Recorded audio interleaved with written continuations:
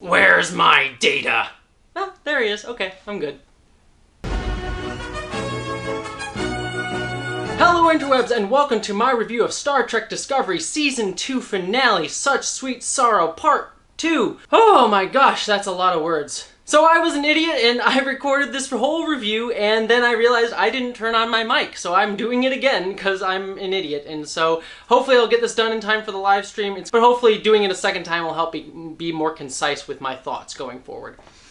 So apologies that this is going up a little bit later because I'm a dummy. So first things first, this episode was absolutely amazing. I have to say this is one of the best space battles that Star Trek has done since Star Trek The Wrath of Khan or Star Trek The Undiscovered Country or Best of Both Worlds maybe. But honestly just a really strong space battle that managed to give us so many great, amazing, powerful, cool like action moments, but then grounding it in such strong character beats as well. Just fantastic work all around. And it is probably the greatest spectacle space battle that we've gotten in all of Star Trek, even beating what I think was my favorite spectacle space battle in the first act of Star Trek Beyond. I differentiate between the best and spectacle just because spectacle is a lot of fun and enjoyable and just really cool to watch. But there's not a lot of emotion behind it. Like Beyond was great, and it was sad to see the Enterprise die in that episode, in that movie. I didn't have as much emotion as I did in something like The Wrath of Khan or Undiscovered Country or Best of Both Worlds.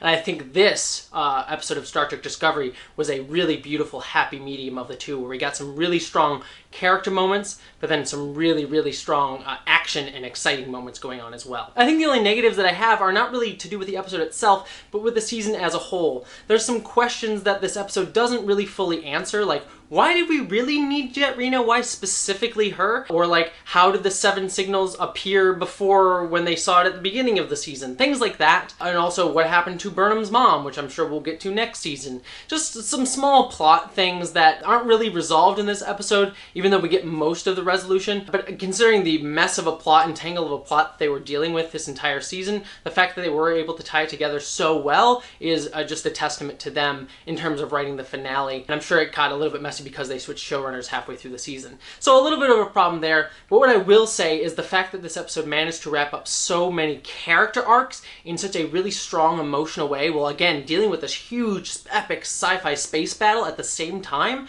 is fantastic. Honestly, if you have to choose between resolving plot details and character arcs, I would go for character arcs every time, and this episode really delivered. I wish it had given us some of those plot resolutions overall and fixed some of the plot holes that are certainly going to be picked apart by dozens of Trekkies across the universe, but I really liked that the character moments in this were really the focus, even amongst all the crazy, crazy action. Man, I'm hating myself for having to do this a second time. Whew, okay, let's go. So before I dig into the meat of this episode, let's just get some housekeeping out of the way. First and foremost, I'm going to be doing a live stream of my second watch through of this episode tonight. That's the night that the finale airs. So this is going to go up at right around 8 o'clock-ish, and I will be doing my live stream at 9 o'clock. And don't worry if you already missed it, I'm going to have it still up on my YouTube page, so if you missed it, go check it out. But if you are watching this in time, please come join me. I'd love to hear your comments. I'd love to have some absolute fun rewatching this episode.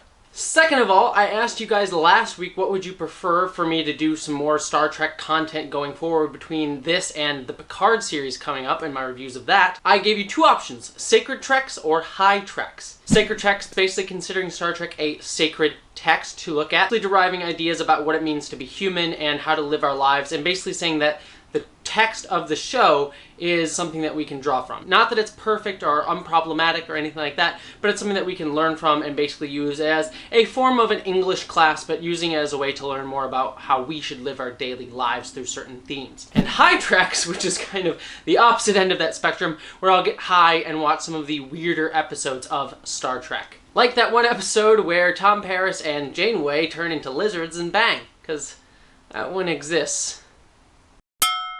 I got a lot of people saying they liked both ideas, so what I decided to do is I am going to actually do both. So Sacred Treks is something I'm going to be doing on a regular basis starting in 2 weeks. The first episode will basically be a discussion of what the show is going to be, and then the episode after that, 2 weeks after that, focusing on the cage and focusing on the theme of escape. And then going through the entire first season of the original series from there, episode by episode, and then we'll decide if we'll continue going through the series chronologically or jump to a different series after that point. High tracks will be something I'm going to do a little less frequently. I'll try and do maybe one a month or so in the regular Friday slot. That'll sort of make my life a little bit easier to fill a Friday slot instead of having to do a whole video essay. I could just get high and rant about one of my favorite episodes of Star Trek. That'll help alleviate some of the stress for me and also help create engaging, fun content for you guys, hopefully. Or I'll just be super high and not be coherent, and that'll probably be fun as well. For that, I'll be watching some of the weirder episodes of Star Trek. So, if any of that sounds interesting to you, or you want to see my regular video essays about either Trek content, other geek shows, or LGBTQ ideas as they apply to pop culture, please subscribe to my channel. I assure you it's absolutely worth it. I'm going to have a ton of fun here. And if you want to help contribute to making that fun even better, consider giving to my Patreon page. Even a little bit counts, and it honestly goes to helping me achieve my dream of doing this full time and actually giving you more content and doing more fun stuff for you guys. So any amount that you guys could give, I would absolutely adore and appreciate. And there's some cool perks on there as well. And you can give just like these fine folks did. Thank you to all my Patreons so far. I really appreciate you guys jumping on and helping me out so soon in this venture. It really honestly means the absolute world to me. Alright, with all that being said, let's jump into the beat-by-beat breakdown of this episode. So the episode starts off with some really crazy editing that I personally liked. I liked the swooshing between the different bridges. I thought that was a really smart way to make us feel like, even though we were in different spaces, that these crews were really working together. I'm sure some people had some problems with the swooshing, and there was also a bit of shaky cam, and it kind of bothered me, but I think as the episode went along, it smoothed itself out and really worked for me. But some of the shaky cam toward the start kind of threw me. I also really liked the long take down in engineering, where we were basically following everyone running through engineering, getting the Red Angel suit ready. I thought that was a really cool way to show the hecticness of what was going on, and just a really fun shot.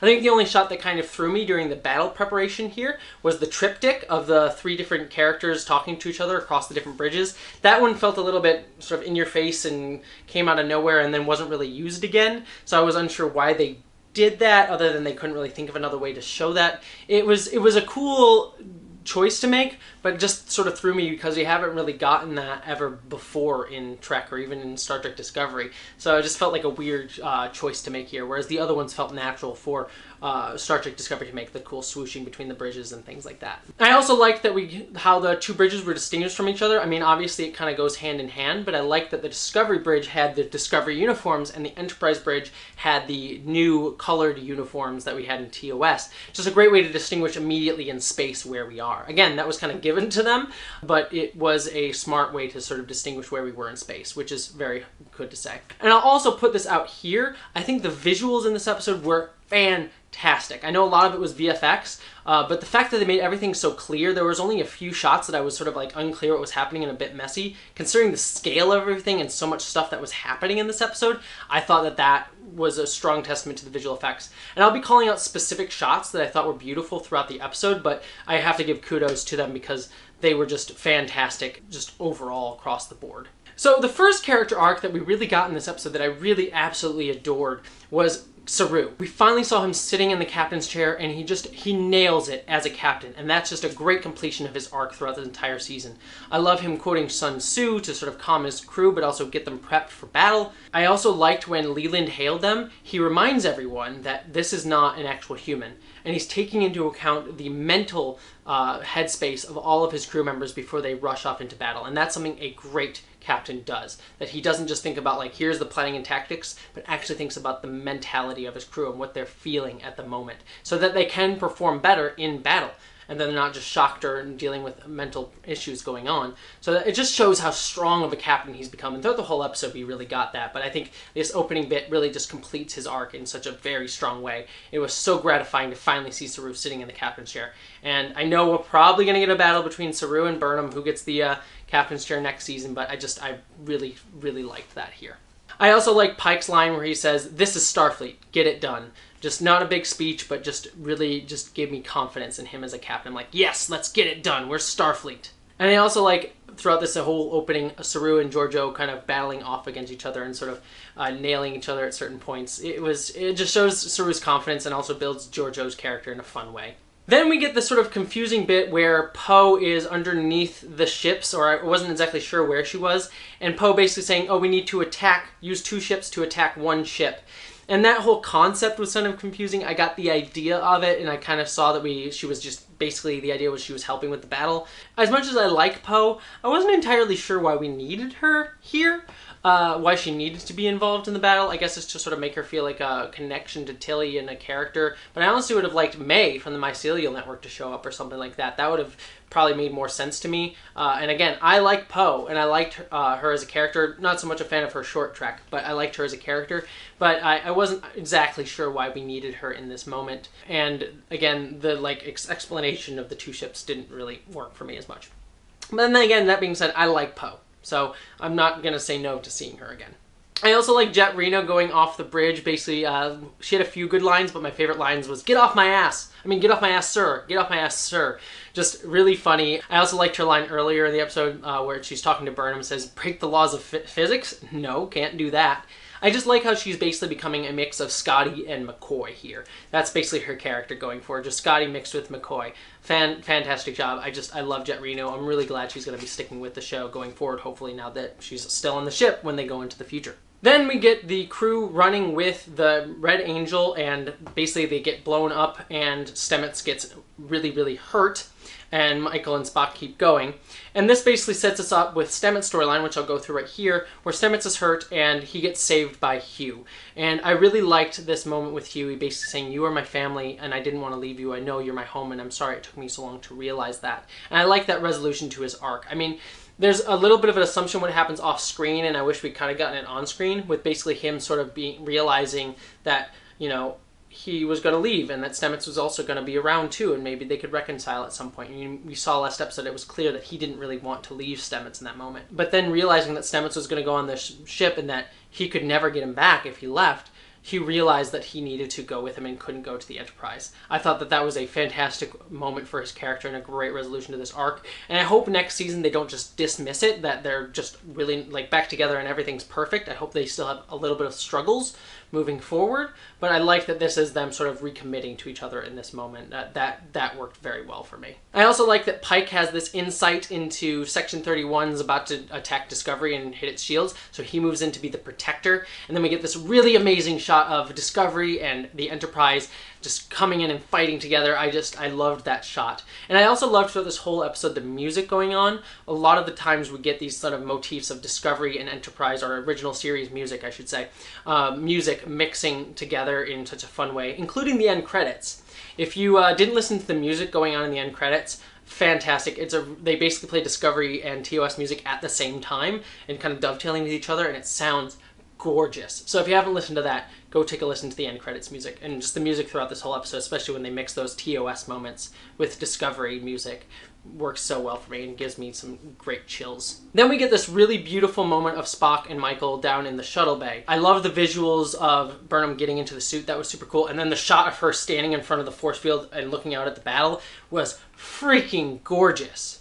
But I liked that it wasn't just focused on the spectacle of it all, that we got this really beautiful moment between Spock and Burnham, where they give each other the salute and they touch hands, echoing them doing that as children, to basically show their full arc, that they've really reconciled and met each other, and that they found a balance in each other, which makes it only that much more heart-wrenching later on in the episode when Spock has to leave.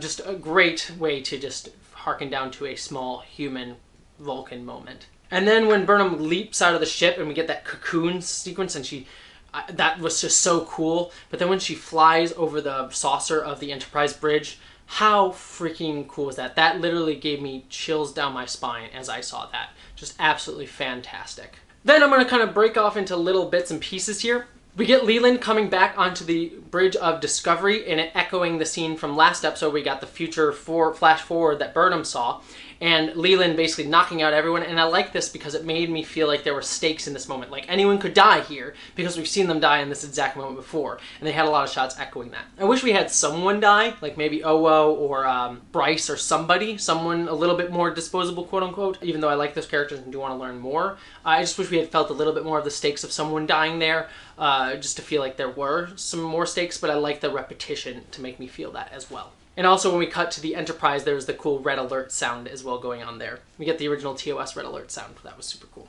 I love Non and Giorgio's whole bits together. I love Nan and Giorgio basically saying like, oh, we're gonna, like, do you want to help me beat him? And she says, yum yum. Just great little character moments, giving a little bit more to Nan, who's, you know, been a character but hasn't really been a fully fleshed out one.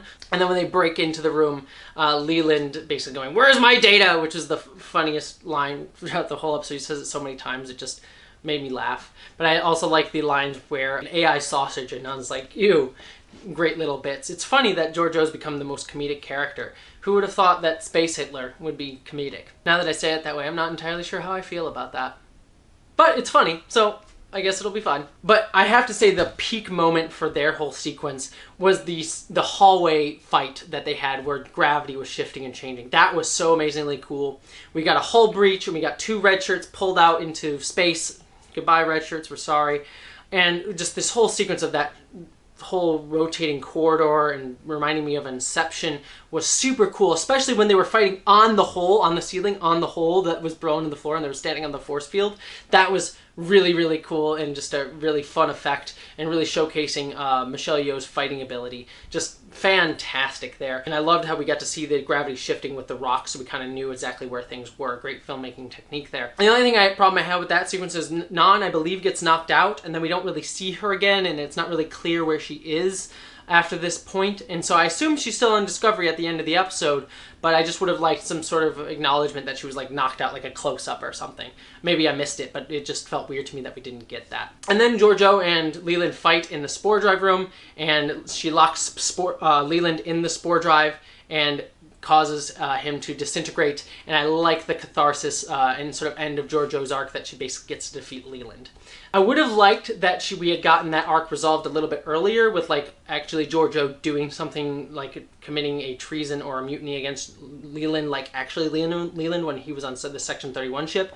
That would have felt like a stronger emotional arc, because honestly, it feels weird. Like, while I love Control being beaten by Giorgio and his like screaming and her giggling at it, that was really fun and cathartic. It also is weird because Leland kind of was a character who kind of got the short end of the stick. Leland, you know, for all he didn't seem like all that bad of a guy every time that we saw him this season. And so it's kind of sad that he sort of gets this like really dark ending that's sort of like giggling at his death. So I'm not entirely sure how I feel about it, but I like that sort of resolution for Giorgio's character in that moment. I just think it could have been stronger had we like sort of done something different with Leland than just have him be like, you know, nondescript evil AI baddie. So let's all take a moment to remember Leland. Alright, moment's over. Then we also get the torpedo hitting the Enterprise, and that basically leads to a wonderful set of sequences with Cornwell sacrificing herself. Now, I kind of figured that once I saw Cornwell go down there, I figured that's where she was going to end, and I like Cornwell a lot. It didn't really hit me very hard, but I know a lot of people like Cornwell's character quite a bit, and it is sad to see a character who we've had around since season 1 has been such a really one of the few good admirals in Star Trek take her end here. It kind of was a bit of a sad moment. But I did like how her death was sort of a talking to Pike, and Pike sort of having this ego like, I could die here for you because, you know, you don't know if I know my future, I can't die. And her basically saying like, no, you are strong enough, you can face it, you don't want to. Basically, I saw it as a moment of like Pike trying to hide from his destiny for a moment.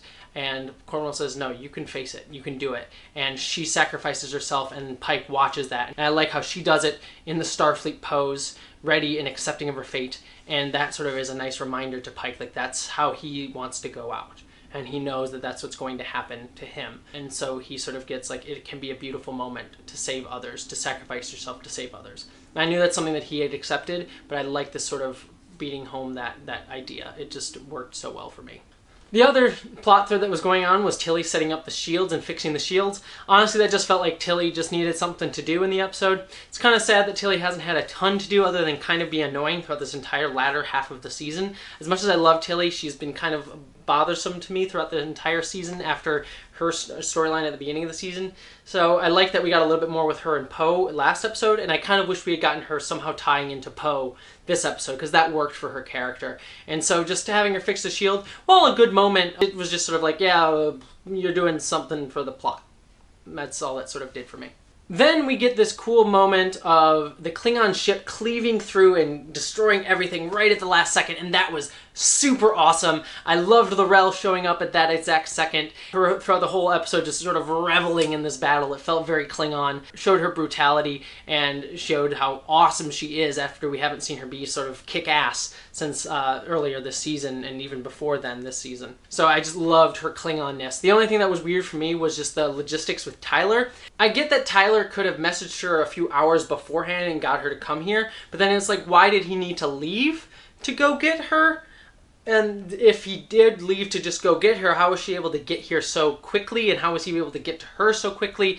It was just him being on that ship, while I understand why they did it for his character, was sort of a weird logistical problem that came up for me. I would have liked it if he just said, like, I called L'Rell a while ago and now she's here, instead of him having like gone to get her. It just logistically that doesn't work as much for me. But that being said, I love seeing L'Rell here, and it might be the last we see of her character unless we get that Section 31 spin-off series or Pike's series. So I like that sort of, and if this is the end for her, I like that. I doubt it will be the end, but it's possible. And then we also got Serana showing up in the Ba'ul ships, which leads me a lot of questions like, did you take out the Ba'ul? Are the Ba'ul dead now? Are you working with the Ba'ul? All these questions which we probably will not get answers to, unfortunately, but I like that it sort of brought this idea of the red signals having all been leading to this final moment. It sort of made that sort of cathartic feeling here. But yeah, it does raise, again, like with L'Rell, it raises some questions that I'm unsure if we'll ever really get the answers to, which is, and even in that situation, it's a little bit disappointing.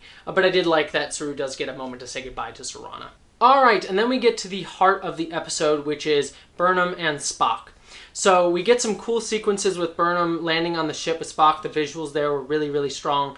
And Spock and Burnham figuring out that Burnham needs to go back in time at that exact moment to do the 5 signals to help lead everything come to this battle. Again, I have some questions with that in the sense that, like, why did we need Jet Reno specifically to do the time crystal thing? It felt a little bit forced on that side of things.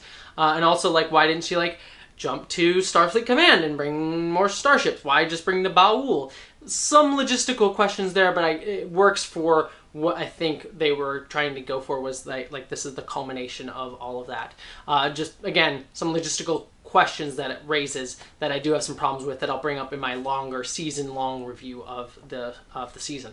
And then we get some really, really amazing visuals that really echoed 2001: A Space Odyssey for me, with Burnham jumping back in time, and we get this cool flat plane that after she jumps in the wormhole. That was just super, super visually stunning and cool, and such a brilliant concept. Whatever visual effects artist came up with that deserves all the props for it. But then I think the scene that really deserves the best, and I know some Burnham haters are going to hate this, but I loved the scene between Spock and Burnham, and basically we learned that Spock's whole arc in TOS is sort of set up by Burnham, and I love the lines that, I don't want to let go, I don't want to lose you again, you never lost me. And Burnham basically saying, you know, Spock saying, you are my balance, I need you to help me find this balance. And Burnham saying, no, that was always in you.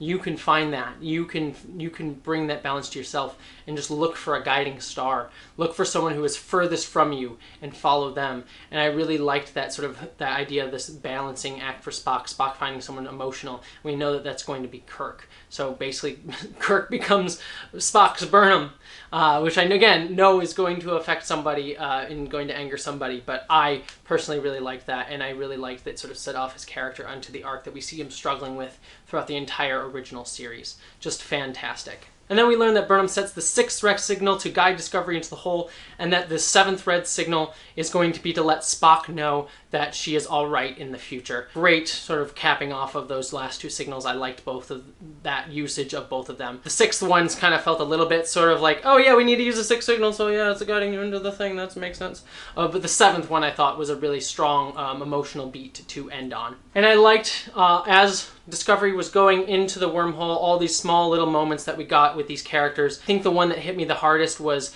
Tyler saying goodbye to Burnham, the sort of flashbacks between him and Burnham. That one I was surprised because I usually don't love the Burnham-Tyler relationship. It doesn't always work for me, but it really honestly hit me just seeing him having to lose her and that he knows that he's never going to see her again. And I also liked Pike saying, "Goodbye my friends, goodbye my family." That was absolutely amazing. And then the creme de la creme, Ethan Peck, his look of awe and wonder at Discovery leaving, but also his sadness. He just says all of that in his look and that sort of like little open mouth gape that he gives when, you know, normally he just has his mouth closed. He just said everything with that small close up. It was just fantastic work by Ethan Peck and really showed like a character who's always inspired by science and wonder and discovery, but also knowing that he's losing something at that moment as well. That hit me hard, and I thought Ethan Peck just did a fantastic job. All right, I gotta wrap this up quickly.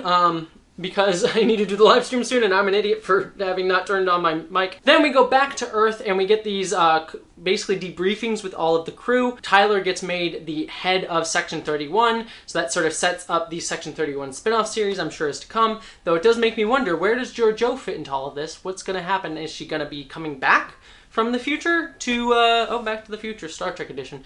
Is she going to be coming back from the future to take control of Section 31? So many puns in there, I'm not even gonna touch it. So I'm just sort of curious where that storyline's gonna go, especially with Georgiou moving forward. Curious to see where that's gonna go, especially since we still don't have an answer to why no one knows what Section 31 is in the 24th century of Deep Space Nine. And then we also get Spock basically saying we're not allowed to talk about Discovery anymore, classified it, no one's allowed to talk about it, and then basically hiding the fact that Discovery went into the future, and this sort of explains why we never hear about the Spore Drive or Discovery or anything like that. A little bit heavy-handed. I would have liked like the Spore Drive not being used because it was hurting the mycelial network like they had set up earlier in the season, but that was kind of done away with and they're just basically not talking about it, which is a weird idea for me just because I feel like they would have tried again to do a Spore Drive. I feel like that shouldn't have just been the end of it, that they would have done some more with that and some more research on it. Forced that they never kind of do that, especially when someone like Voyager could have really used a Spore Drive. But I get that that's sort of the heavy-handed explanation that they're going for. What I did really love in this bit was Spock's final log. I haven't been a fan of Burnham's logs throughout this whole season. I think they're a bit forced and heavy-handed, but I thought Spock's log at the end here and his voice really worked for me. It really sort of brought a conclusion to his arc in the sense that like he was content, he was, you know, sad that Burnham was gone, but he was looking to find his balance. And again, setting himself off into that journey that we know he's going to take throughout the original series. And that's what a real good prequel should do. It should inform the original series, inform the original work in a way that deepens it, in a way that makes you think more about it in a different and new light. And if a prequel is just there to be like, look at this cool thing, look at this cool thing, then I don't really care. But when it informs the emotion behind the original series, behind the original work, that's when you've done a great job. And that's what I think that this has done. Like, I don't think I'm ever going to look at any scene of Spock in the original series or in the movies, like him going through Kolinar, about him trying to purge his emotion and find his balance. I'm going to have a new way of looking at that and a new kind of sadness, a personal sadness for Spock throughout all of that. And I think that that's sort of a really good deepening of his character. And then to see him step on the bridge with his face shaven and he sits down at the science console, that was actually so beautiful and just a really great way to evoke the original series, and my heart swelled at that moment. Spock finally gets his resolution when he sees the 7th signal, so we know that Discovery's out there still. And Pike sits down, looks at the camera, and says, "Hit it," and we see this Enterprise going off into space. Absolutely gorgeous, beautiful, and makes me really, really, really, really, really want that Pike and Spock series. I want it so bad. I want it so bad. Please, CBS, please. So yeah, just a fantastic ending there. I think the only real disappointment I have with the episode specifically, again, there's some larger problems I have with the season overall that this episode sort of highlights, but the only problem that I have with this episode specifically is I wish we'd gotten some sort of tease of where Discovery is in the future, because I know there's now going to be months of speculation on where the heck this ship is, but we don't have any like kernel of anything, and so it's just going to be wild speculation on where they went. You know, I'm not even going to try and speculate here, but I just know it's going to be causing a lot of antsy Trekkies like myself to kind of guess and be watching a lot of YouTube videos to try and figure out, you know, where they went. And I just wish we'd gotten a little bit of a taste of that in this finale. So I like the sort of thematic resolution. I just wish we'd gotten a tiny little teaser of what's to come. But other than that, what a fantastic episode. Really a great job of wrapping up this season that was a bit of a mess. but you know, really kind of came together here at the end to give us something powerful, even though it wasn't perfect within context. Alright, that's my review, but I want to hear what all of you have to say. I'm super excited to hear everything. I love reading your comments, and I want to say thank you to everyone who joined me along the way on this season of Star Trek Discovery. My channel has really grown, and I have to say thank you all so much. I'm going to be continuing to do all this Trek stuff, sacred treks, high treks like I talked about. I'll be doing reviews of the short treks as they come out. I'll be doing reviews of the Picard series and next season of Star Trek Discovery, and really anything Star Trek going on into the future. And I'm going to try and expand this channel in cool ways. I'm going to be doing character analyses of everything that's been going on this season with our specific characters and things like that as my Friday stuff. So I really hope you stick around and join me on that journey, and I thank you so much for being here so far, and until next time, live long and prosper. See you on the live stream. I gotta edit this quick because I'm a dummy.